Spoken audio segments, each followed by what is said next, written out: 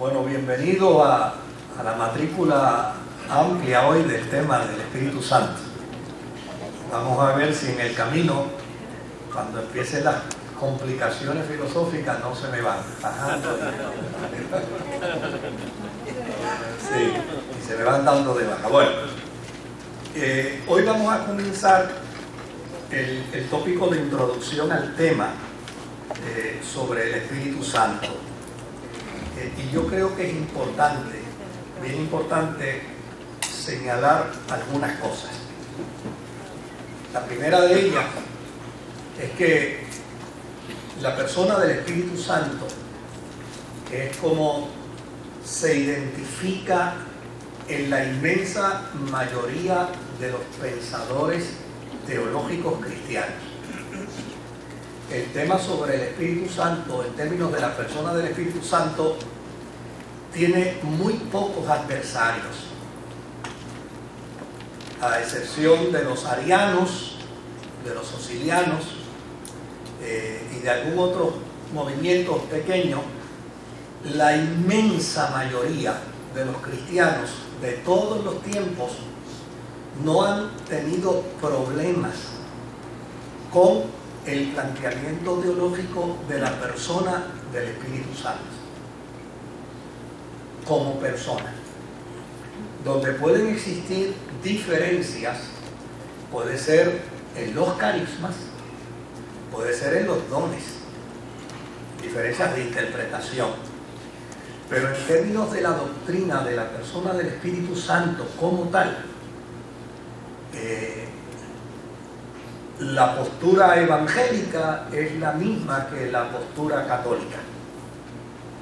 La postura arminiana es la misma que la postura calvinista. ¿Se da cuenta? O sea que con respecto a la persona del Espíritu Santo no hay muchas diferencias.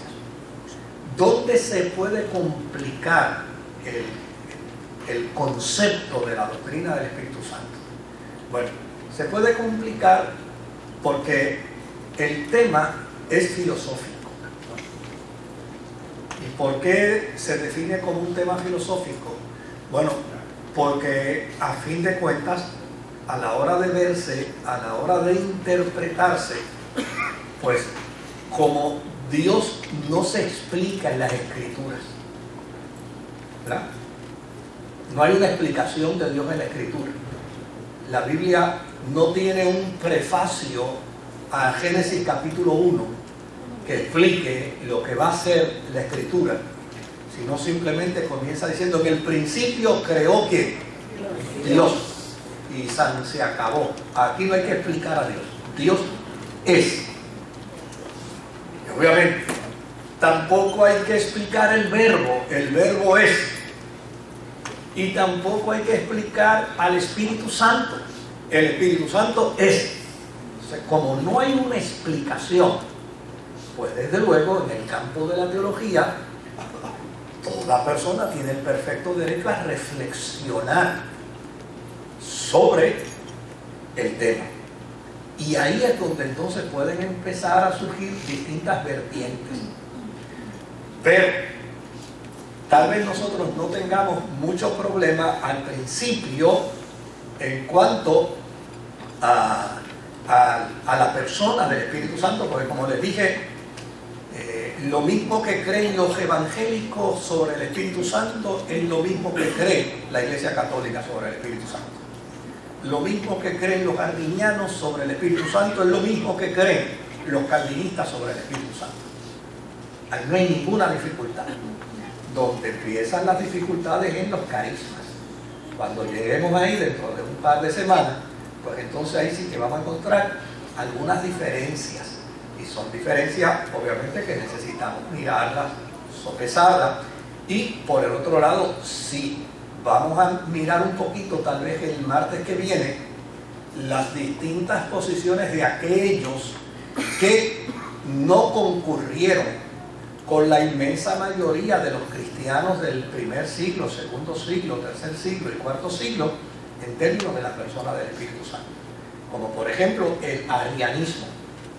Los arianos hicieron una interpretación con respecto a la persona del Espíritu Santo totalmente literal. Y desde luego, al hacerla literal, pues no se conforma con unas realidades de la limitación del lenguaje. ¿Por qué razón? Porque cuando nosotros hablamos de Dios, nosotros estamos hablando de lo eterno, de lo excelso, de lo puro, de lo santo. Y lo estamos haciendo con un lenguaje limitado. Y al hacerlo con un lenguaje limitado, hay quien puede tener la orientación de literalizar lo que es el caso del arrianismo. Y obviamente cuando hablamos de los arrianos, estamos también hablando de nuestros amigos, los testigos de Jehová, que tienen una interpretación literal, totalmente literal. Y en ese sentido, pues la semana que viene, si el Señor nos lo permite, vamos a tocar un poquito sobre qué es lo que interpretan ellos y qué es lo que piensan ellos sobre la persona del Espíritu Santo. Pero fuera de ahí, yo creo que nosotros vamos a ir caminando en una transición bastante buena y bastante saludable. El primer verso de las Sagradas Escrituras que menciona al Espíritu Santo no lo explica. Génesis capítulo 1 y versículo 2. Cuando usted mira a Génesis capítulo 1 y versículo 2, lo único que dice es: y la tierra estaba desordenada y vacía, y las tinieblas estaban sobre la faz del abismo, y el Espíritu de Dios se movía sobre la faz de las aguas. Desde luego, ese es el primer planteamiento escritural con respecto al Espíritu Santo.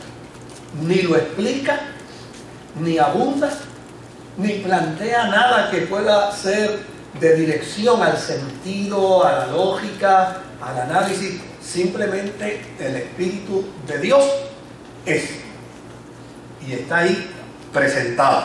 Ahora, de forma bien seguida, el Antiguo Testamento utiliza unas 86 referencias con respecto al Espíritu de Dios de distintas maneras, ¿verdad? El Espíritu de Dios, el Santo Espíritu, el Espíritu de verdad, el Espíritu de amor, el Espíritu de justicia, pero siempre está hablando del Espíritu. Y desde luego, en esas 86 referencias en el Antiguo Testamento, tampoco hay una explicación con respecto al Espíritu Santo. Ahora, en los tiempos antiguos testamentarios, tampoco se pensaba en el Espíritu Santo como una persona diferenciada dentro de la Trinidad. Porque como no hay una explicación de la persona del Espíritu Santo, se daba automáticamente por sentado que el Espíritu Santo provenía de la divinidad. Ahora, es importante que antes de seguir hablando sobre el Espíritu Santo, veamos cómo es que funcionan las interpretaciones humanas. Porque, por ejemplo, en el siglo XXI, yo he escuchado a personas que me dicen: el Espíritu Santo es como mi ser, ¿verdad? Que yo tengo alma, cuerpo y espíritu. Y el Espíritu Santo es como mi ser, ¿verdad? Es una parte de mí, en Dios. Que es lo que usualmente, cuando la gente trata de explicar el concepto de la Trinidad, ¿verdad? Pues dice: mira, la Trinidad es como soy yo. Pues yo soy alma, cuerpo y espíritu. Realmente, con toda honestidad, esa es una pésima referencia con respecto a la Trinidad. Porque yo dejo de ser si mi espíritu sale de mí. Pero Dios sigue siendo si su espíritu sale de Él. Y no se asuste con el planteamiento. Y salir de Él es imposible, porque el planteamiento bíblico es que Dios lo llena todo. Por lo tanto, yo soy un ser limitado. Dios es ilimitado.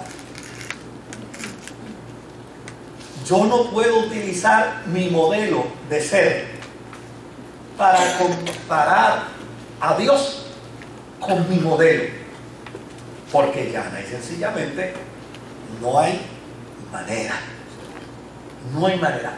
No se ajusta a la realidad, a la referencia real. Por lo tanto, es mucho más de lo que nosotros podemos plantear. Claro, tal vez no lo podamos plantear. Eso es lo otro interesante. Lo otro interesante es que probablemente no lo podamos plantear, porque estamos hablando de un lenguaje divino, con una mente limitada y con unas conceptualizaciones de la vida que son limitadas. Y tal vez no lo podamos explicar jamás. Pero lo que es importante dentro del proceso es que mi ausencia de explicación no elimina la realidad de la existencia. O sea, cuando yo al final, perdonando, al final disponemos de 15 minutos para poder hacer la pregunta, disculpa. Cuando yo tenía unos 11 años, 12 años de edad, alguien se me acercó y me dijo: pruébame la existencia de Dios, vamos, pruébame aquí la existencia de Dios. Y yo le dije: pero ven acá, pero si yo no tengo ningún problema con él, el problema es tuyo, pruébame tú que no existe. Yo no tengo ningún problema con su existencia, el problema es tuyo. Entonces, pruébalo tú. No, yo no lo puedo probar. Pues resuélvete tu problema, no me metas en el problema tuyo. O sea, el que yo no pueda explicar, no niega la realidad de la existencia de Dios. El que yo no pueda explicar la Trinidad no niega la realidad de la existencia de la Trinidad. El que yo no pueda explicar la persona del Espíritu Santo no niega la realidad de la persona del Espíritu Santo. Ahora, la Biblia fue escrita en el hebreo. Y de la misma manera que yo digo que para mí como humano tengo limitaciones, pues para los hebreos también había limitación. Y una de las limitaciones que tenían los hebreos a la hora de empezar a escribir las escrituras era que el hebreo entendía que a Dios no se podía proyectar antropomórficamente, porque quien viera a Dios, ¿qué le pasaba? Se moría. Entonces, ¿qué encontramos en el Antiguo Testamento? En el Antiguo Testamento encontramos expresiones como la mano de Dios. Por ejemplo, Ezequiel es uno que gusta mucho de decir: estando yo junto al río de Quebar, el Espíritu del Señor, o la mano del Señor fue sobre mí y me guió. ¿Por qué? Porque nadie se atrevía a plantear a Dios desde una perspectiva antropomórfica, es decir, darle un sentido humano a Dios.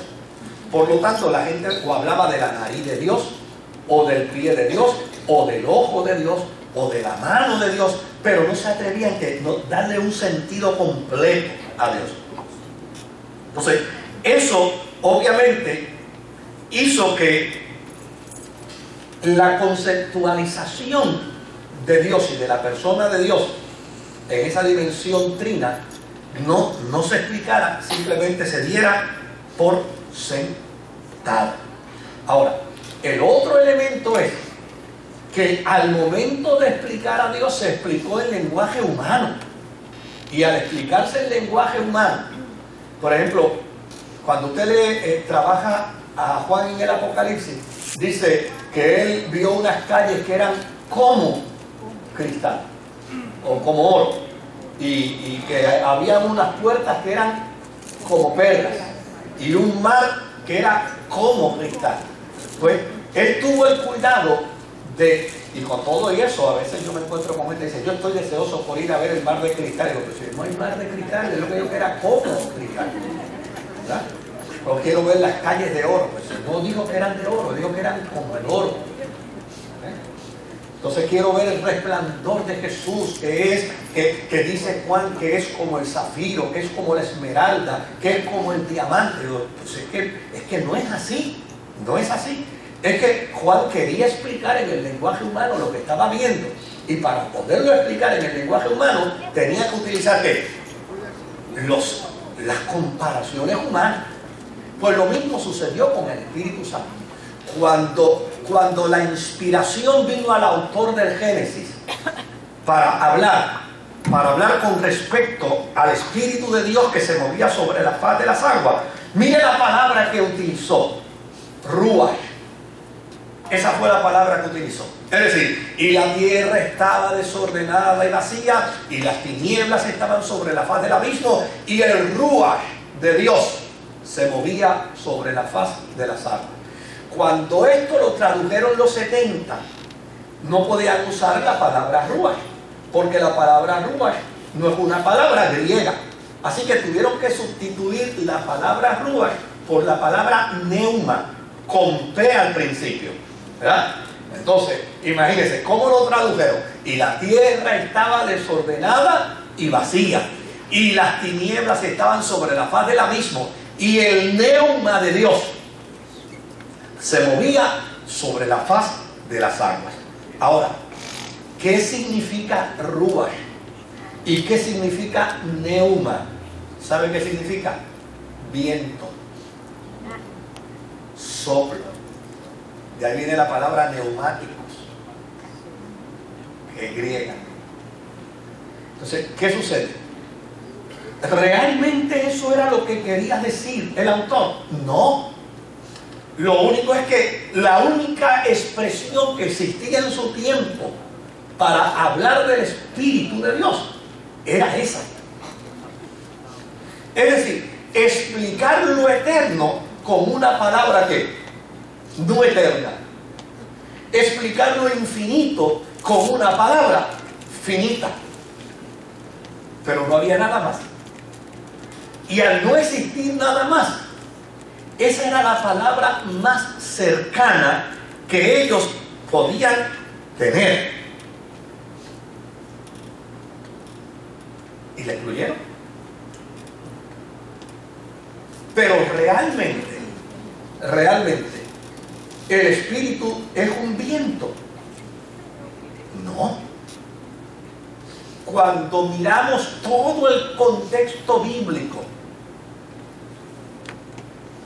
cuando miramos toda la Escritura, un viento no enseña, un viento no se entristece, un viento no dirige, el viento sopla para donde le da la gana. Y en la persona del Espíritu Santo hay sentido de dirección. Imagínense, al Espíritu Santo se le encargó la dirección de la iglesia. Desde el momento mismo de la resurrección de Jesucristo, se le entregó al Espíritu Santo la dirección de la iglesia hasta el día glorioso que Jesucristo vuelva por su iglesia. No podía dejar a un ser como un viento para dirigir la vida de la iglesia, porque a fin de cuentas el viento no se conoce ni de dónde viene, ni de dónde procede, ni para dónde va.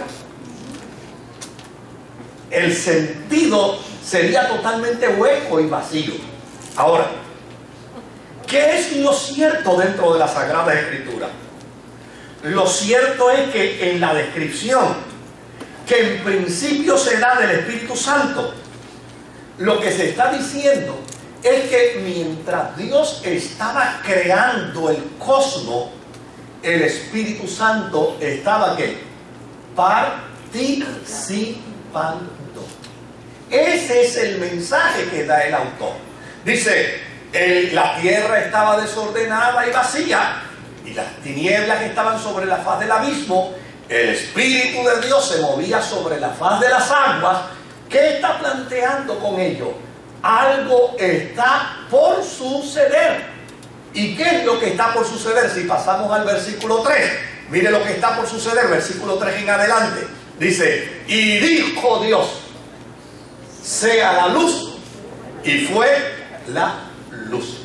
Note bien que la intención del autor, a pesar de que está utilizando el lenguaje humano, está describiendo una acción eterna.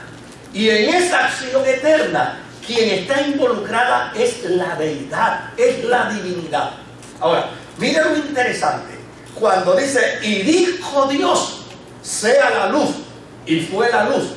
Aquí el autor no discrimina entre el Padre y el Verbo.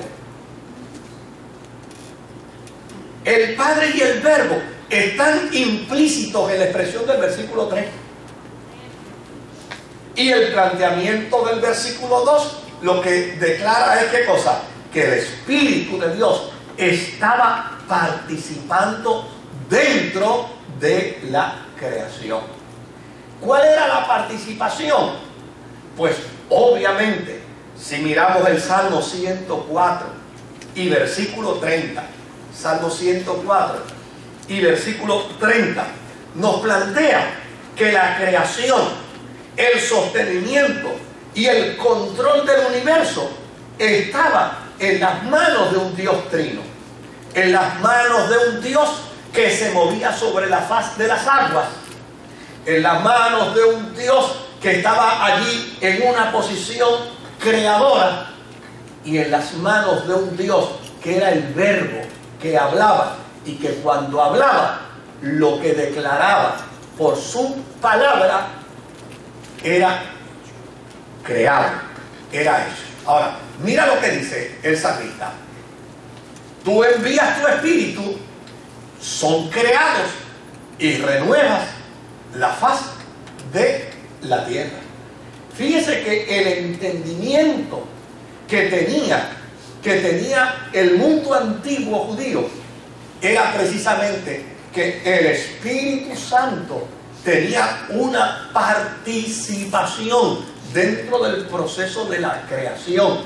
Dice, tú envías tu espíritu, son creados y renuevas la faz de la tierra. Claro. ¿Cuál es la postura y cuál es la posición que tenemos con respecto a los autores bíblicos?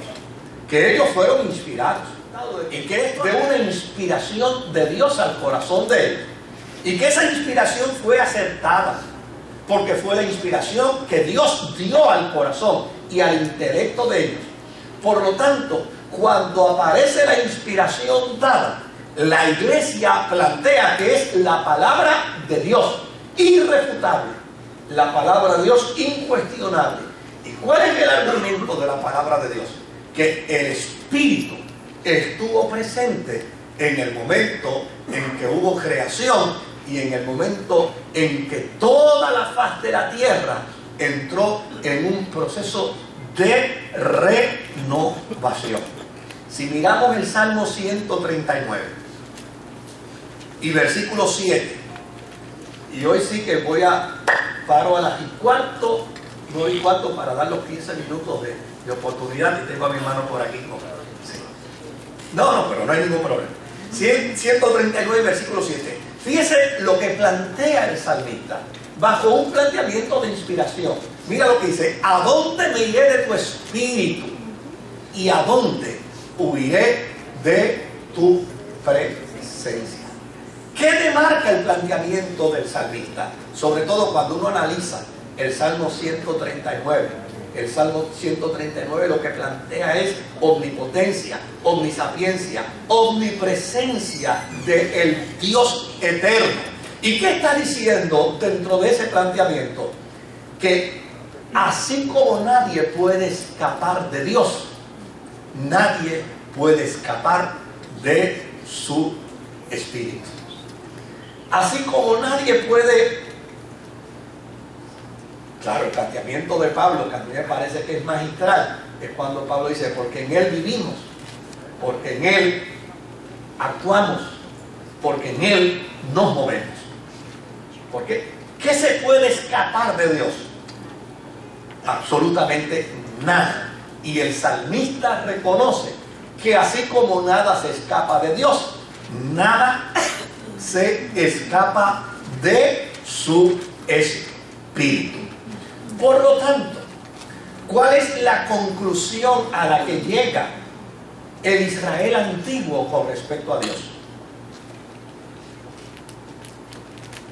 Que Dios es un Dios trino. De hecho, en las versiones más antiguas, cuando se habla con respecto a la creación, aparece diciéndose, y dijo Dios, hagamos al hombre a nuestra imagen y conforme a nuestra semejanza. Fíjense que no está diciendo de manera singular, Dios hizo a su imagen y semejanza, o Dios dijo, voy a hacer a la gente a mi imagen y semejanza, sino dijo Dios, hagamos al hombre a nuestra imagen y semejanza. Por lo tanto, ¿cuál es la postura que tiene el mundo antiguo judío con respecto al Espíritu Santo? Si miramos Éxodo, capítulo 31, versos 2 al 3. Dice, Éxodo 31, versos 2 y 3. Mira, yo he llamado por nombre a Besaleel, hijo de Uri, hijo de Ur, de la tierra de Judá, y lo he llenado ¿de qué? Del Espíritu de Dios. Y lo he llenado del Espíritu de Dios en sabiduría, en inteligencia, en ciencia y en todo arte. Fíjese el planteamiento, la conclusión a la que llega el Israel antiguo con respecto al Espíritu Santo. El Espíritu Santo no estaba como un guardián sobre la faz de las aguas. El Espíritu Santo estaba como un perito arquitecto sobre la faz de las aguas para trabajar en el proceso de la renovación del cosmos. Y ese es el entendimiento que tenía el Israel antiguo. Si nuestros amigos arianos quieren discutir, que discutan con ellos, ¿verdad? Pero ese es el entendimiento que tenía el Israel antiguo.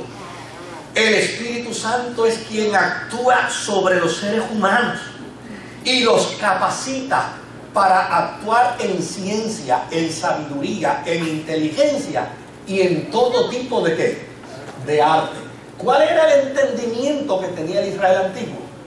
Que toda arte provenía como resultado de la acción del Espíritu Santo en la vida de los seres humanos.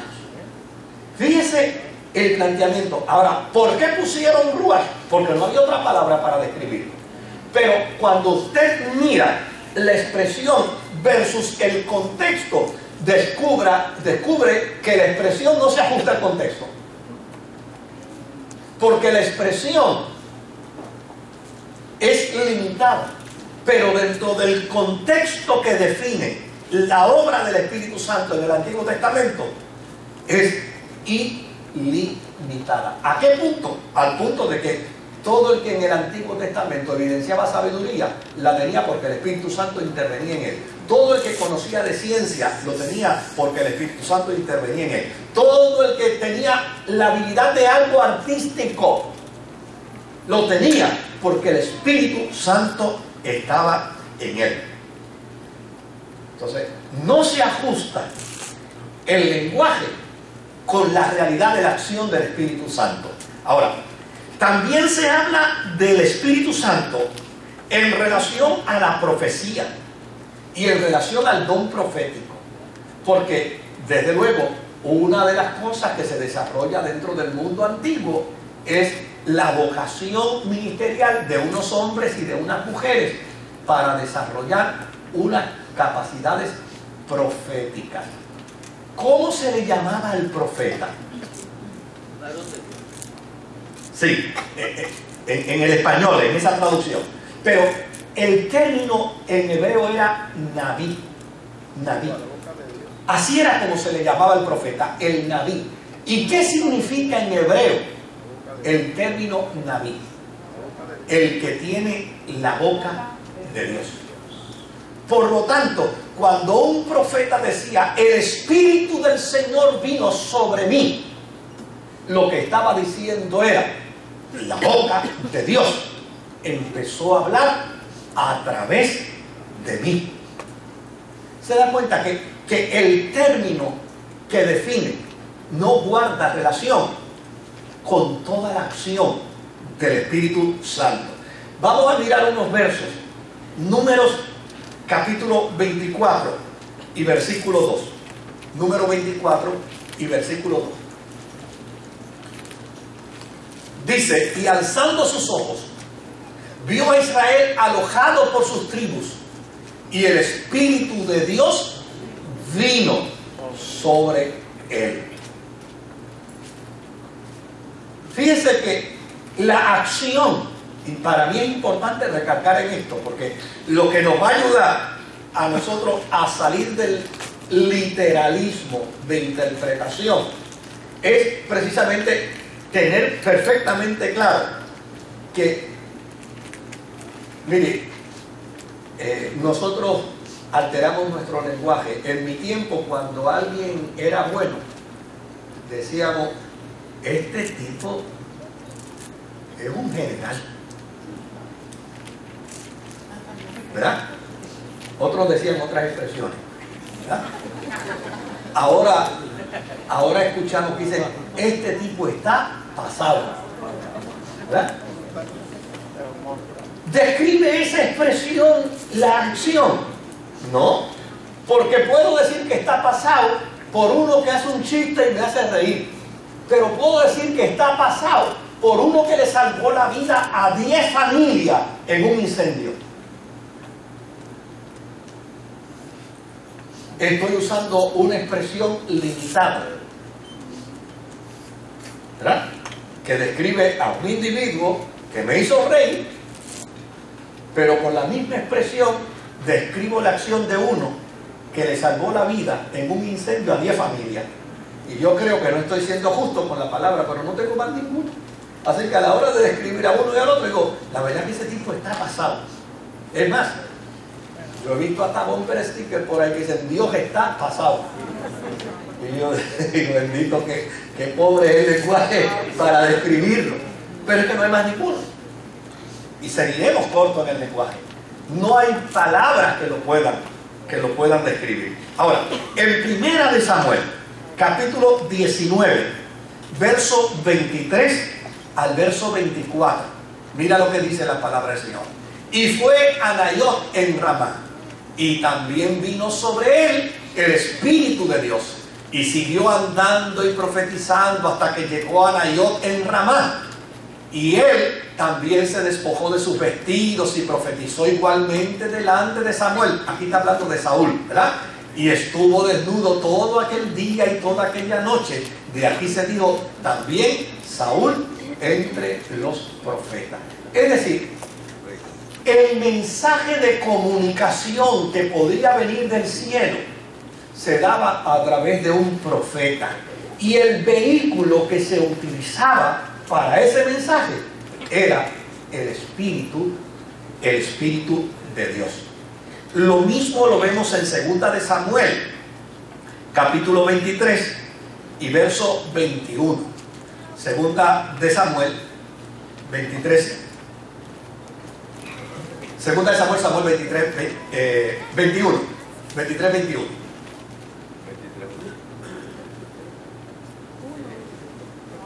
Ahora sí. Dice, también mató él a un egipcio, hombre de gran estatura, y tenía el egipcio una lanza en su mano, pero descendió contra él con un palo y arrebató al egipcio la lanza de la mano y lo mató con su propia lanza. Desde luego, aquí no está el planteamiento, pero dentro del contexto del pasaje bíblico, esta acción vino como resultado, según interpreta Israel, de una acción, de un trabajo, de una motivación que daba el Espíritu Santo. ¿Qué plantea Israel antiguo sobre esto? Aquí tal vez vamos a entrar a un aspecto bien interesante. Estas eran acciones del Espíritu Santo aisladas. No, el Espíritu Santo no estaba actuando en la vida de todos, actuaba solamente en la vida de algunos. De hecho, por lo general, nunca el Espíritu Santo actuaba en la vida de los sacerdotes de Israel. El Espíritu Santo actuaba en la vida de gente ajena al sacerdocio. Y usted dirá, ¿y por qué? Por una sencilla razón. Porque Dios se aseguraba de que el pueblo anduviera bien. Dios se aseguraba de que el pueblo respondiera bien. Y cuando el sacerdocio que tenía la ley cumplía la ley, no había ningún problema. Pero cuando el sacerdocio se salía de la ley, entonces tenía problemas con Dios. ¿Y aquí entonces Dios usaba? A un profeta, que por lo general nunca era sacerdote. Nunca era sacerdote. De hecho, hay una expresión bien graciosa en el Antiguo Testamento donde los sacerdotes vienen a cuestionarle a un profeta y él dice, mira, yo no soy profeta ni hijo de profeta, pero Dios me dice que a ustedes él los va a acabar y los va a acabar. Y al otro día ya estaban liquidados. O sea, ¿qué planteaba? ¿Qué demarcaba eso? Que la acción del Espíritu Santo sobre individuos era tenido como algo excepcional y era poco frecuente. Pero un día se levantó un profeta llamado Joel en el capítulo 2 y versículo 28. Y este profeta llamado Joel dijo algo interesante. Él dijo, en los postreros días, dice el Señor, derramaré de mi espíritu sobre toda ¿qué? Sobre toda carne. Y esto es totalmente contrario. Esto rompió un paradigma. ¿Cuál era el paradigma que había? El paradigma que había era que el Espíritu Santo podía llegar a unas personas en particular. Pero ahora este profeta dice, no, va a llegar el día donde mi espíritu será derramado ¿sobre qué? Sobre toda carne. Y profetizarán vuestros hijos y vuestras hijas.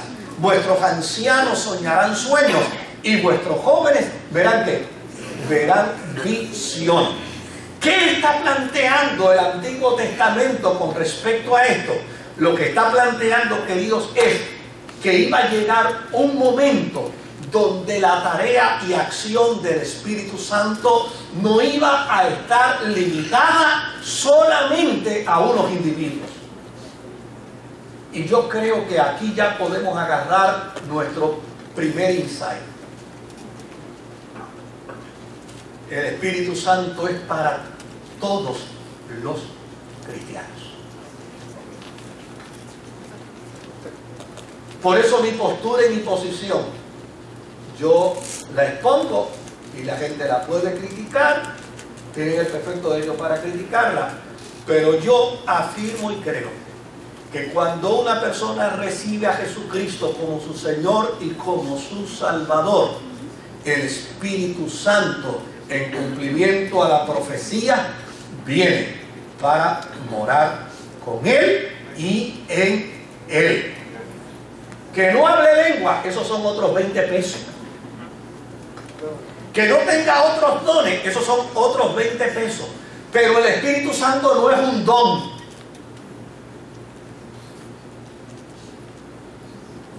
¿Me escuchó? El Espíritu Santo no es un don.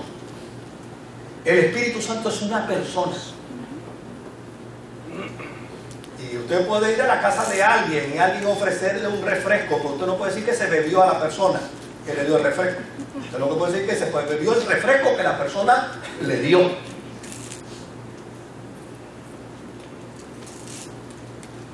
La Biblia no enseña por ningún lado que el hablar en lengua es el Espíritu Santo. La Biblia lo que plantea y postula es que el Espíritu Santo es el que da los dones a la iglesia. Y eso es lo que es importante dentro del proceso. Que nosotros podamos entender, porque de lo contrario, ¿cómo pudiéramos entender el planteamiento de Pedro cuando el día de Pentecostés le dice a la gente en Pentecostés, hoy se ha cumplido, ¿qué cosa? Se ha cumplido entre vosotros la profecía de Joel. Y desde luego, cuando se cumplió la profecía de Joel, la Biblia dice, y todos fueron llenos del Espíritu Santo, y se les oía hablar en otras lenguas, según el Espíritu daba para que las hablasen. Fantástico. Pero cuando usted se pregunta qué lenguas hablaron la gente en Pentecostés, descubrirá que lo que estaban hablando era idiomas. Y el mejor testimonio de que estaban hablando idiomas era que los que estaban escuchando, que eran pardos, medos, elamitas, que eran de distintas regiones, decían, no les escuchamos hablar ¿en qué? En nuestras propias lenguas. ¿Por qué? ¿Por qué fue así? Porque era la manera como se podía autenticar que el Espíritu Santo había llegado. Ahora, ¿por qué yo enfatizo en esto? Y casi estoy enfatizando en esto cuando tú vas a ir mucho más tarde. Porque yo me he topado con tanta cantidad de cristianos con complejos de inferioridad en la fe. Y yo me he topado con tanta cantidad de cristianos que se sienten ciudadanos de segunda clase en el cielo, en la vida cristiana. Y yo me he topado con tantos cristianos que viven la amargura y el tormento porque escucharon a alguien que les dijo que si no hablaban lenguas no iban para el cielo. Cuando eso no es lo que la Biblia enseña. La Biblia enseña todo lo contrario. La Biblia dice, de aquellos que vendrán ante el Señor le dirán, en tu nombre hicimos milagros, hicimos maravillas, y yo les diré que apartados de mí nunca os conocí. O sea, el mensaje es distinto. El mensaje es distinto. Claro, niega esto que los creyentes no busquen los dones. No, el apóstol San Pablo dice procurar los dones. No impidáis el profetizar, no impidáis el hablar en lengua. Pero esto no es señal de salvación para nadie.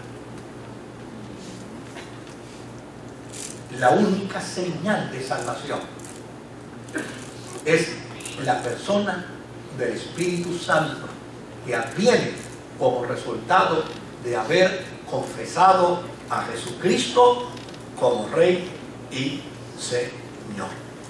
Mire bien, Isaías capítulo 11, vamos a ver si podemos ir rapidito a Isaías capítulo 11. Isaías capítulo 11 y versículo 2.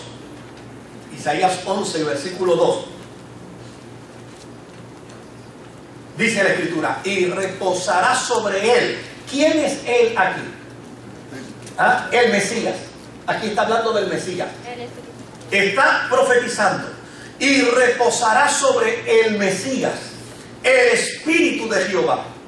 Espíritu de sabiduría, de inteligencia, espíritu de consejo y de poder, espíritu de conocimiento y de temor de Jehová. Es decir, las características que describe Isaías con respecto al Mesías en términos de inteligencia, de sabiduría, de consejo, de poder, de conocimiento y de temor son las características que Israel desde el principio ha adjudicado a la persona del Espíritu Santo. Ahora, ¿qué está diciendo Isaías aquí? Isaías lo que está diciendo es, señores, va a llegar el día en que se cumplirá la profecía de que el Espíritu de Jehová vendrá sobre toda carne, vendrá sobre todo hombre y sobre toda mujer que reciba al Mesías. Por lo tanto, la era mesiánica se caracterizará por una acción evidente del Espíritu Santo en la vida de los seres humanos. Por eso es importante que cada cristiano y cristiana afirme la realidad de la persona del Espíritu Santo en su vida, no desde la perspectiva de un don, sino desde la perspectiva de la persona del Espíritu Santo. El don vendrá después, no se preocupe. Es desde la perspectiva de la persona. O sea, ¿quién habita en mí? Porque en mí habita la Trinidad de Dios. Padre, Hijo y Espíritu Santo. Ese planteamiento debe quedar meridianamente claro en el pensamiento de los cristianos. De hecho, cuando escuchamos a Juan el Bautista, en el capítulo 1 y versículo 3 del Evangelio según San Juan, mire lo que dice, le preguntan a Juan, ¿tú eres el Mesías? Y él dice, no, yo no soy. Yo simplemente soy una voz que clama en el desierto. El que viene tras de mí, Juan 1:33, el que viene tras de mí os bautizará con Espíritu Santo y fuego. Juan 1, ¿verdad? No, el verso 33 nada más, me están dando el verso 1. Pero el que viene tras de mí, ese, yo no lo conocía, pero el que me envió a bautizar con agua, aquel me dijo, sobre quien veáis descender el Espíritu Santo y que permanezca sobre él, ese es el que bautiza con el Espíritu Santo. ¿Qué quiere decir eso? Mire, lo que eso quiere decir de manera bien simple, parafraseada, bien simple, es que para poder tener al Espíritu Santo hay que creer que Jesucristo es el Mesías. Por eso Pedro dice, el que venga a ustedes con un evangelio que no sea este, no le recibáis, ni le digáis bienvenido. Por eso Pablo dice que el que plantea un evangelio distinto al que él ha predicado es anatema. ¿Por qué? Porque la puerta para que el Espíritu Santo pueda llegar a la vida del ser humano es Jesucristo. El que da al Espíritu Santo es Jesucristo. Ahora, fíjese lo que le dice Pedro a los gentiles. Si miramos Hechos capítulo 10, Hechos capítulo 10 y versículo 38. Hechos 10 y versículo 38. Mira cómo dice: como Dios ungió con el Espíritu Santo y con poder a Jesús de Nazaret, y como éste estuvo andando haciendo bienes y sanando a todos los oprimidos por el diablo, porque Dios estaba con él. Fíjate que Pedro le hace saber a la gentilidad, y vuelve de nuevo, a Israel no le explicó quién era el Espíritu Santo. El Espíritu Santo estaba sobre la faz de las aguas. A Israel no le explicó quién era Dios. A la gentilidad tampoco se le da ninguna explicación. A fin de cuentas, no hay lenguaje humano que pueda explicar a Dios. No lo hay. Ahora, lo que es interesante dentro del proceso es que la evidencia que presenta Pedro en su mensaje a la gentilidad es que Jesucristo es el Mesías, porque el Espíritu de Dios estaba con él. En efecto, el mismo Jesús confesó que todos los milagros que él realizaba, Mateo capítulo 12 y versículo 28,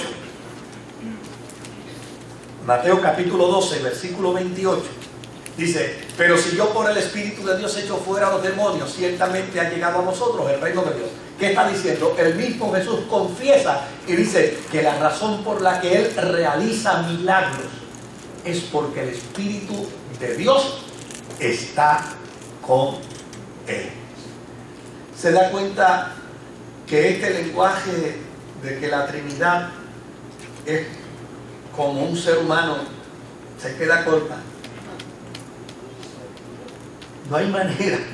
O sea, Dios está en su trono, envía al Verbo para que se haga carne, el Espíritu Santo está en el Verbo, y el mismo Jesús, cuando Mateo le pregunta, muéstranos al Padre y nos basta, él le dice, el que me ha visto a mí, ¿qué?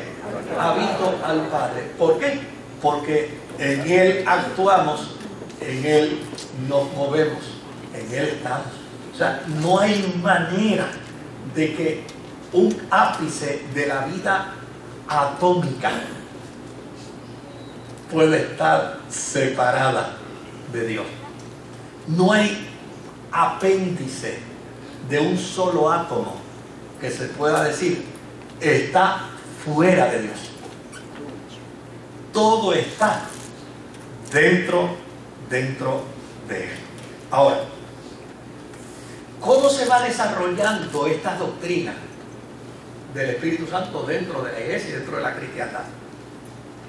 Si miramos a Juan, capítulo 14 y verso 26. Juan 14 y verso 26. Mire lo que nos dice la Escritura. Mas el Consolador, el Espíritu Santo, a quien el Padre enviará en mi nombre, Él os enseñará todas las cosas y os recordará todo lo que yo os he dicho. Ahora, mire detenidamente esa oración. Mas el Consolador. Es decir, hay una atribución. ¿A cuántos de ustedes el viento los ha consolado? Lo puede refrescar, pero consolarlo no. O sea, quien consuela tiene que ser alguien que tenga la capacidad para hacerlo. Fíjense que aquí el lenguaje ya no es ruach, ni tampoco el lenguaje es neuma. Aquí es que el Consolador, aunque el término, el neuma, en griego, porque no hay otra forma de poderlo explicar, a quien el Padre enviará en mi nombre. Él os enseñará todas las cosas y os recordará todo lo que yo os he dicho. Pero miremos el capítulo 16 de Juan y versículo 7 para que usted vea algo interesante que se conjuga aquí. Juan 16 y versículo 7 dice, pero yo os digo la verdad, os conviene que me vaya, porque si no me fuera, el Consolador no vendría a vosotros, mas si me fuere, os lo enviaré. ¿Usted se da cuenta del juego de palabras que hay aquí? La interacción de la Trinidad. El Padre lo envía en mi nombre. Yo lo envío en el momento en que yo me vaya. Y a ustedes, la iglesia, les conviene que yo me vaya, porque cuando yo me vaya, entonces se cumplirá lo que el profeta Joel dijo, que vendría el Espíritu Santo a morar en la vida de todos los creyentes en el Mesías. Y cuando uno comienza a mirar ese lenguaje teológico ese lenguaje teológico, uno descubre que la acción del Espíritu Santo es más que el término que lo define. Y eso es fundamental, porque cuando yo me he topado con mis amigos testigos de Jehová que me dicen no, porque el Espíritu Santo es una fuerza, el Espíritu Santo es un viento. Fíjese que la palabra ruach significa viento. Digo, sí, interesante, ¿verdad? Que la palabra signifique viento, pero ¿usted cree que esa palabra plantea toda la acción del Espíritu Santo? Bueno, es el término, es el término para usted que lo está interpretando literalmente, pero si usted mira todo el contexto de los pasajes bíblicos donde el Espíritu Santo da instrucciones, donde el Espíritu Santo enseña, donde el Espíritu capacita, donde el Espíritu Santo es maestro, donde el Espíritu Santo llama, donde el Espíritu Santo dirige, donde el Espíritu Santo elige personas, usted entonces descubrirá que ninguna de esas cosas las hace el viento.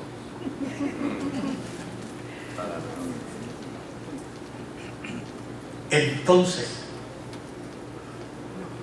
el término nos resume la acción, pero esta no es la primera vez que un término nos resume la acción, porque constantemente nosotros nos quedamos cortos en las palabras para definir lo que nos impresiona, y lo que nos impresiona es lo que tenemos de frente. Ahora, imagínese un Dios que se revela en la Escritura, que está por fuera, como dijo Salomón, los cielos de los cielos no te pueden contener, es decir, no te pueden aprisionar. Ese Dios está por fuera de todas las lunas que existen, que no se han descubierto todas, de todos los soles que existen, que no se han podido descubrir, de todas las vías galácticas que existen, que no se han podido descubrir. Y la Escritura parte de la premisa y dice que todo está dentro de ese Dios. Entonces, una palabra humana no existe para describirlo. Por eso Salomón dice, mira, los cielos de los cielos no te pueden contener. Ahora, miremos un momento Hechos capítulo 1. Hechos capítulo 1. Y veamos el versículo 4 y el versículo 5 de Hechos.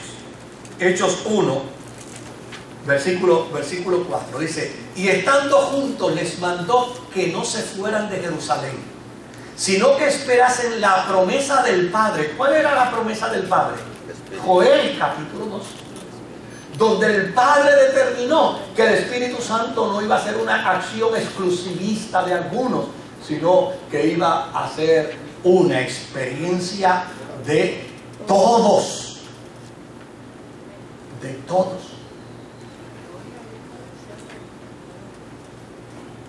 De todos.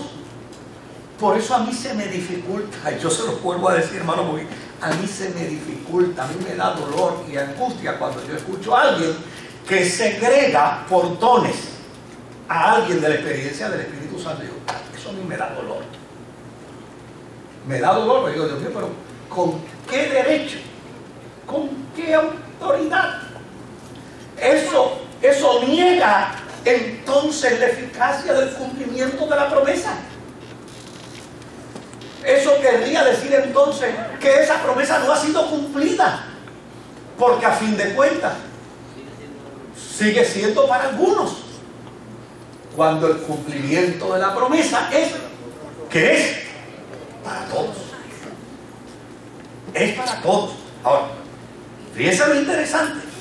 Y estando juntos les mandó que no se fueran de Jerusalén, sino que esperasen la promesa del Padre, la cual les dijo, oísteis de mí. Verso 5, porque Juan ciertamente bautizó con agua, mas vosotros seréis bautizados con el Espíritu Santo dentro de no muchos días. ¿Dónde es que están las discrepancias? En las interpretaciones literarias, que pensamos que bautismo es sinónimo de la experiencia de un don, y bautismo lo que quiere decir es presencia del Espíritu Santo sobre todo. ¿Por qué? ¿Por qué se usa el término bautismo? Porque la concepción del bautismo hebreo era una concepción de inmersión. ¿Y qué quiere decir esto? Que la presencia del Espíritu Santo no es un chispito, es la totalidad, porque en Él vivimos, porque en Él actuamos, porque en Él nos movemos. O sea, nadie tiene un chispito de Dios. El que tiene a Dios tiene la totalidad de Dios. Y el que tiene al Hijo tiene la totalidad del Hijo. Y el que tiene al Espíritu Santo tiene la totalidad del Espíritu Santo. Querido, escúcheme bien, no me vaya a malentender, sobre todo la gente que nos ve por internet. Toda mi vida he creído en los dones. Toda mi vida he creído en los carismas. Y he pasado por el crisol de teólogos que no creen. Y al final del proceso me han preguntado y mi respuesta ha sido: sigo creyendo y seguiré creyendo.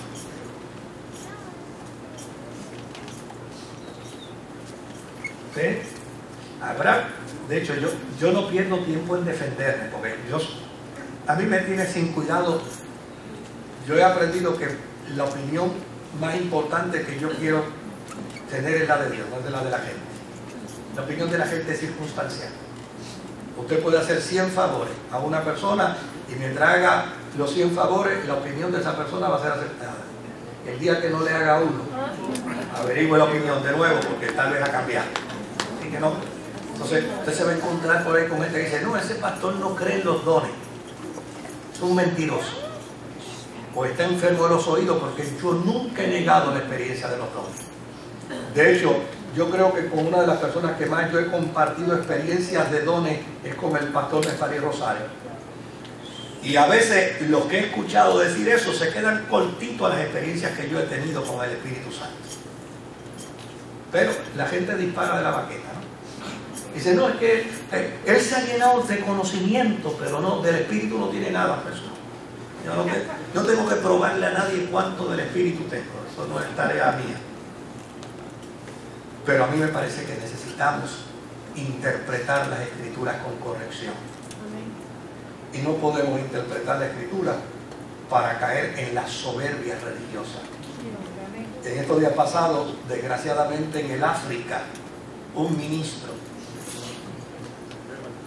llamó a su congregación y los llevó a la playa y les dijo: yo voy a caminar por encima de las aguas como Jesús caminó. Y se metió y murió ahogado. Alguien me llamó para preguntarme: ¿qué tú opinas de esto? Y le digo: este es el resultado de una soberbia espiritual. Le digo: ¿cómo? Eso es una soberbia espiritual.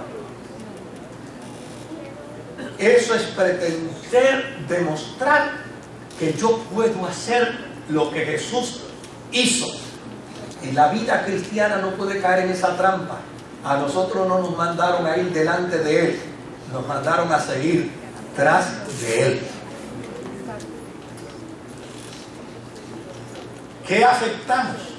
El Evangelio con nuestras soberbias espirituales. A veces yo me topo con una gente que dice: yo sí, soy un siervo de Dios, pues yo tengo el Espíritu Santo. Pues fantástico. Una de las cosas que yo he descubierto a través de los años en el ministerio es que la gente que le gusta mucho toda esta experiencia de dones y de cosas es la gente más apática a los estudios bíblicos. ¿Cómo les puede gustar las cosas espirituales si la médula del Espíritu es la palabra de Dios? No lo puedo entender. Todavía no hay quien me lo haya explicado. Ahora, la afirmación de la cristiandad es que el Espíritu Santo vino el día de Pentecostés. mientras estaban todos unánimemente juntos, según nos plantea Hechos capítulo 2, versículo 1 al 4. Ahí se cumplió, dice Pedro, lo que Joel había profetizado, que tuvo que haber sido un cambio de paradigma que ni los profetas del tiempo de Joel lo pudieron entender. Los profetas de Joel probablemente dijeron, no sabemos qué ha dicho. Es más, yo creo que ni Joel entendió lo que dijo. En los postreros días, dice el Señor, derramaré de mi espíritu sobre toda carne. ¿Qué querrá decir él? No lo sabemos. Pero ahora Pedro en el capítulo 2 dice, esto es lo que había profetizado Joel. Cuando llegó el día de Pentecostés, estaban todos unánimes juntos. Versos 2 al 4. Y de repente vino del cielo un estruendo como de un viento recio. El término viento es como resultado de la traducción neuma. No hay manera de describir lo que allí sucedió. Ahora, mire lo interesante, la duplicidad para explicar el fenómeno.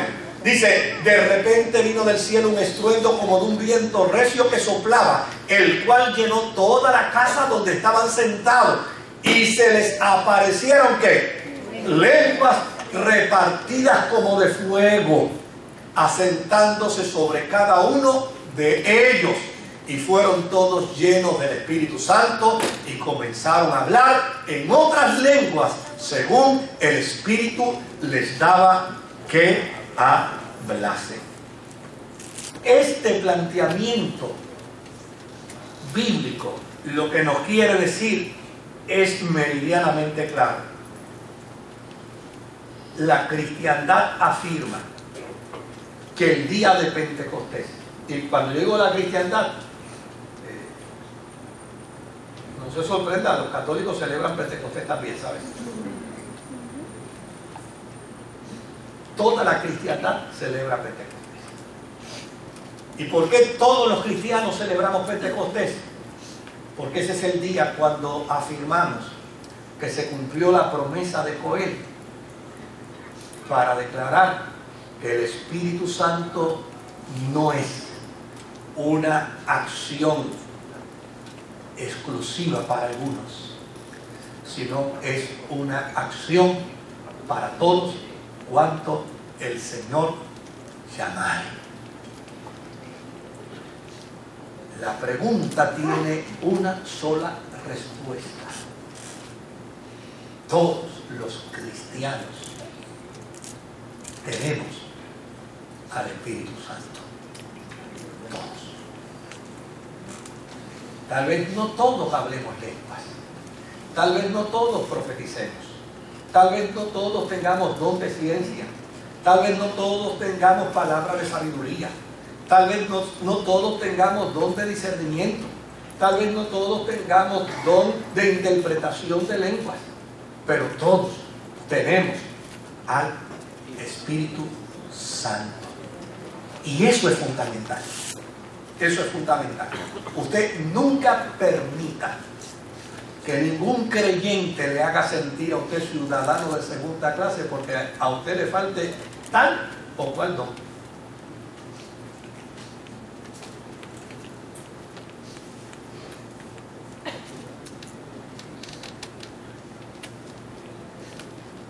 La satisfacción del Espíritu Santo es estar en usted. Y las funciones de los dones es para la edificación de toda la iglesia. Yo no tengo que estar preocupado porque no tenga el don de sanidad, si el don está dentro de la iglesia.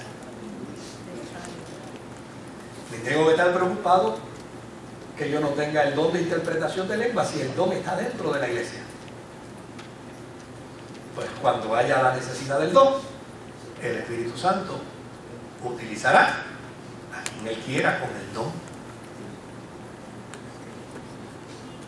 y la iglesia será edificada. Ahora, déjame ver si en 5 minutos, 3 minutos.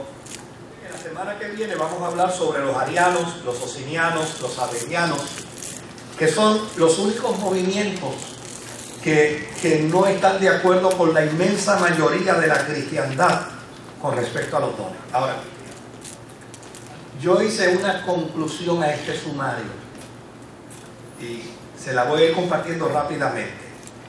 Número 1, las palabras ruach y neuma se emplean en sentidos diferentes, tanto literal como figuradamente en las Sagradas Escrituras, porque no existía otra palabra. Si hubiera existido otra palabra para definir mejor al Espíritu Santo, la hubieran utilizado. Esa era la única que existía. Número 2, es importante también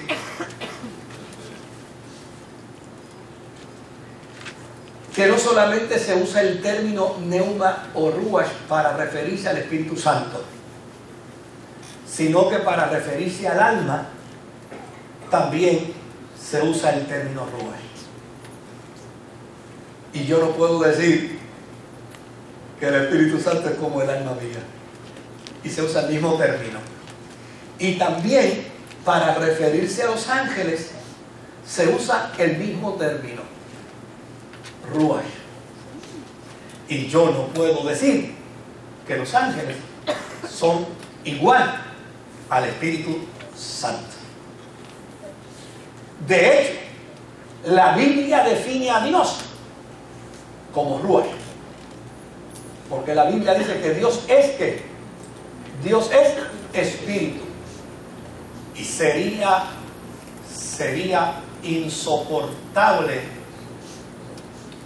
a los oídos de la eternidad que yo diga que por cuanto se dice que Dios es ruach, entonces Dios es como yo, que tengo un alma, que tengo un ruach. ¿Se da cuenta? El problema es un problema de literalización y de no aceptar que la expresión nada tiene que ver con la acción. Ahora, ¿qué otra cosa es importante? Que a través de toda la documentación antiguo testamentaria y neotestamentaria está meridianamente claro una relación del Padre y el Hijo. Por eso se le denomina Padre e Hijo, porque si no hay un ADN, si no hay un nivel consanguíneo, si no hay unas facciones, pues yo no puedo hablar de una relación directa con mi papá.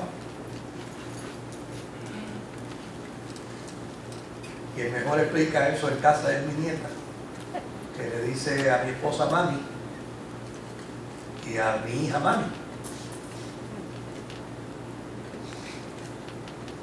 A mi esposa le dice mami porque está en casa de lunes a viernes. Y a mi hija le dice mami porque es su mamá biológica.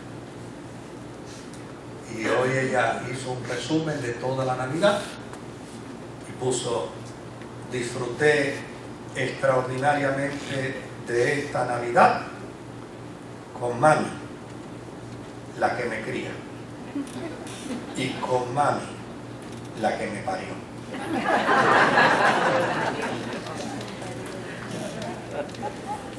Usa la misma expresión, pero la acción es que es distinta. La relación bíblica nos presenta una relación entre el Padre y el Hijo, ¿verdad? El Padre omnisciente, omnipotente, omnisapiente y omnipresente. El Hijo es la palabra creadora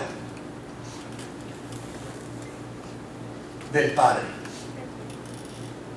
Y el Espíritu Santo es el poder de la acción de esa palabra creadora.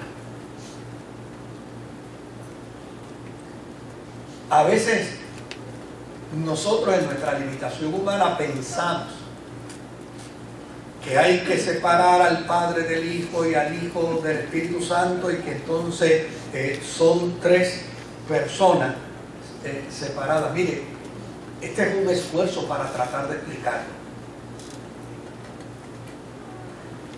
Cuando Pablo lo explica, dice que el Hijo es de la misma sustancia del Padre.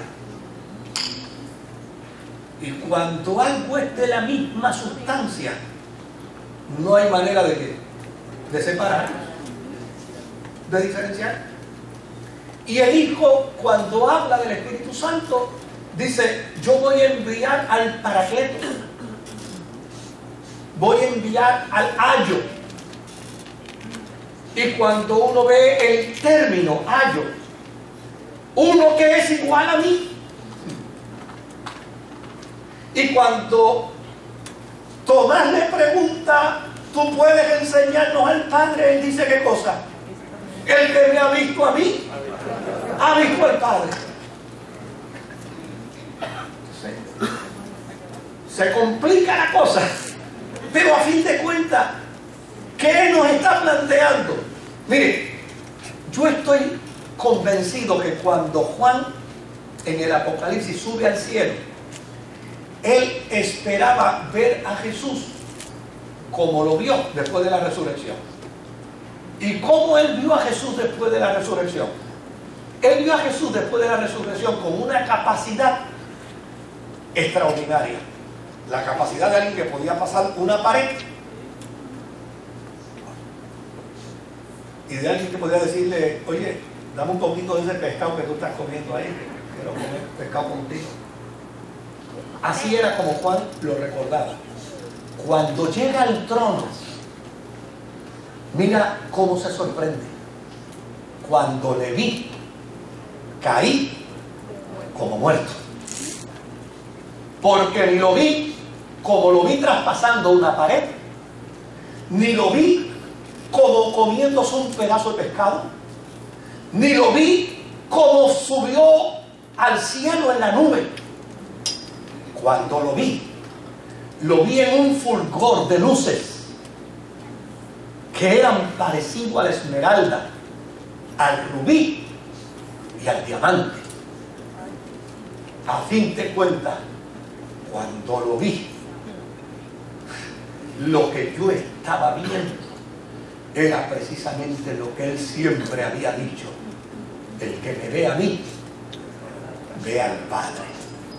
Porque yo estoy en el Padre y el Padre está en mí. Y cuando habla del Espíritu Santo, habla en las mismas condiciones, habla en el mismo término. El Espíritu Santo es el Ayos, es otro igual a mí. El Verbo vino con una función, la función reconciliadora. El Espíritu Santo viene con otra función, la función de preservación de la iglesia hasta el día glorioso que trascienda la eternidad. Aquí la función es lo que cambia. El Dios en ellos sigue siendo ¿qué? El mismo. Yo tuve un profesor, sacerdote católico, profesor del Nuevo Testamento, que tratando de explicarnos la Trinidad, dijo en su conferencia lo siguiente: después de muchos años de estar estudiando con respecto a la Trinidad y no entenderla y no comprenderla, vi un anuncio en el seminario en Holanda donde yo estudiaba que decía: vendrá fulano de tal a dar una conferencia sobre la Trinidad. Yo miré el anuncio y dije, este ya se jubiló como sacerdote, ahora se va a dedicar a dar conferencias, ya está viejito, vendrá a decir lo mismo. Pero dice que encontró que no tenía mucha actividad que hacer y decidió llegar a la conferencia, y él decía, bendigo a Dios todavía porque aquel día entendí la Trinidad. El viejito sacerdote retirado dijo, señores, ustedes entenderán la Trinidad solamente cuando tengan una concepción más clara del amor de Dios. Solo a través del amor de Dios podemos entender la Trinidad. Un Dios eterno que es espíritu, que por amor decidió reconciliar a la humanidad y deseando mandar lo mejor, envió su propia palabra, su propia acción, para que se hiciera carne. Y un verbo encarnado que por amor a la iglesia que se creaba vía la reconciliación, decide enviar al arquitecto de la creación que estaba sobre la faz de las aguas, para de esta manera asegurarse que lo que se había reconciliado para con Dios nunca jamás se vuelva a extraviar. Se sentó y dijo, espero que hayan entendido mejor la Trinidad.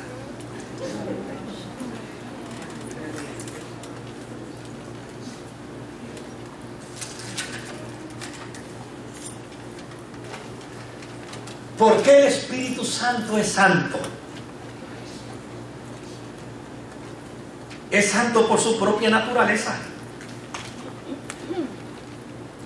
Es santo porque en Él está la verdad absoluta de Dios, la sabiduría absoluta de Dios, la paz del Espíritu absoluta de Dios, el amor de Dios y la gloria de Dios manifestada. Porque a fin de cuentas es que Dios mismo, no hay una diferencia en Dios y el Espíritu Santo. ¿Qué es lo que la iglesia en su inmensa mayoría determinó? Que es una persona, que es divino, no es creado.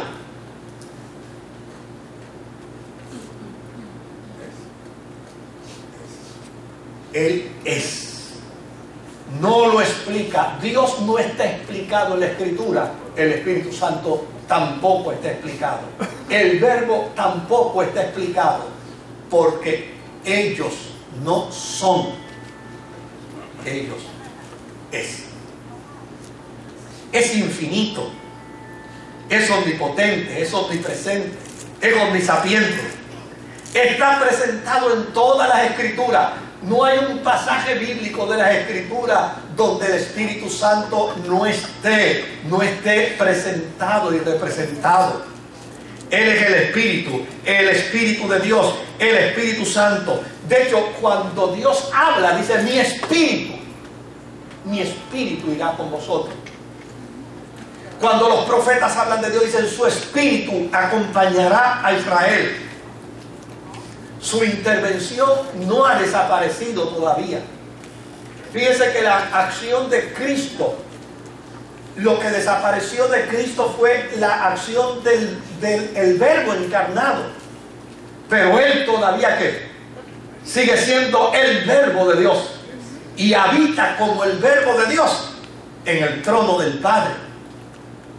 El Espíritu Santo estaba en la creación. Contendió en la era antediluviana con los hombres. Vino sobre Moisés. Capacitó a los artesanos. Inspiró a los profetas. Él es el poder de Dios prometido según Joel. Y vino sobre la vida de los apóstoles como resultado del cumplimiento. Y es lo que la iglesia ha declarado. El que dirige la iglesia de hoy. Él es el que la instruye. la santifica, la dirige. A fin de cuentas, el Espíritu Santo es más que una fuerza, es más que un viento, es más que una mera representación literal. Las palabras humanas no pueden definir al Espíritu Santo, como tampoco pueden definir a Dios, como tampoco pueden definir al Verbo de Dios. Juan, cuando lo va a definir, a lo único que puede llegar a decir es: su apariencia es como la luz del rubí, del diamante y de la esmeralda simultáneamente. Yo no he tenido todavía esa oportunidad de juntar esas tres piedras y ver el destello de su luz. Me gustaría hacer esa asignación en algún momento. Así que si alguien se arriesga a dar un diamante, un rubí, una esmeralda por un minuto, yo se lo voy a agradecer. ¿Alguna pregunta, algún comentario? Perdóname, tú tenías. No, está bien, usted está pasado. Pues. Está pasado, quería saberlo. Ya lo digo. Bueno. ¿Qué está pasado? Yo quería saber, ¿verdad? Claro, yo me crié en la iglesia desde pequeño. Pasaba mucha frente. Pero que yo quería saber, tener el Espíritu Santo, cristiano, a las personas que cristiaban. Y nunca me daba nada. Y sin embargo, en sueños, lo hacía y salía hasta llorando. Entonces, yo sé que lo estaba haciendo y me gustaba. Y no dudes que un día lo da el Espíritu Santo. Bueno, eso lo veo. Adelante, sí, por aquí. Luego pasamos a Carlos Sur. La descripción que se está dando del Espíritu Santo, pienso yo que metafóricamente es la descripción que se le da al Espíritu Santo. Sí. Es que una metáfora. Que no hay manera. No hay manera. No hay que usar metáfora. No hay manera. Dos. Dios en el principio hizo al hombre, al ser humano, en paz. Y el Espíritu se describe a veces como un soplo. Y el soplo lo dio Dios al ser humano. Ese soplo de Espíritu es el que tenemos desde que nacemos. O sea, nosotros tenemos un espíritu al nacer. Sí. Pero ese no es el espíritu. No, está descrito como ese es un espíritu de vida. Es un espíritu de vida. Es un espíritu de vida. Pero no es el Espíritu Santo. El único vehículo, y en esto yo sueno bien fanático, extremadamente fanático. El único vehículo para recibir al Espíritu Santo es Jesucristo. La única puerta, el único puente. Fuera del Espíritu Santo, fuera de Jesucristo, nadie va al Padre, si no es a través de mí. Sí, adelante hermano, luego acá donde sube. Sí, buenas noches. Buenas noches. En Efesios habla de la unidad en espíritu. Sí. Ese bien lo que usted acaba de decir ahorita, sí. Donde el espíritu da Dios. También en Hechos 2, sí. Bajó un estruendo y sopló como un espíritu y todo se llenaron de ¿Cómo piensas? O sea, que el espíritu se puede manifestar como él le dé, porque es Dios, puede hacerlo como él quiere. Es como la deidad. O sea, que el Padre, el Hijo y el Espíritu Santo están en nosotros también, aquel que cree en Cristo Jesús. Él es el camino. Es el camino. Él es el camino. O sea, no podemos buscar las diferentes patas del gato, porque el gato tiene 4 y él dice que nosotros tenemos que pedir a él para llegar al Padre.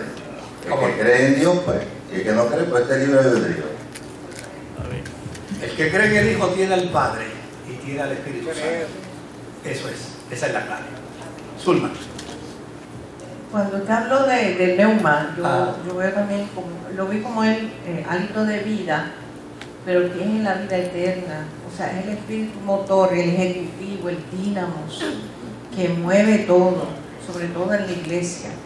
pero que me gusta ese texto que está en 2 Corintios 3, 17.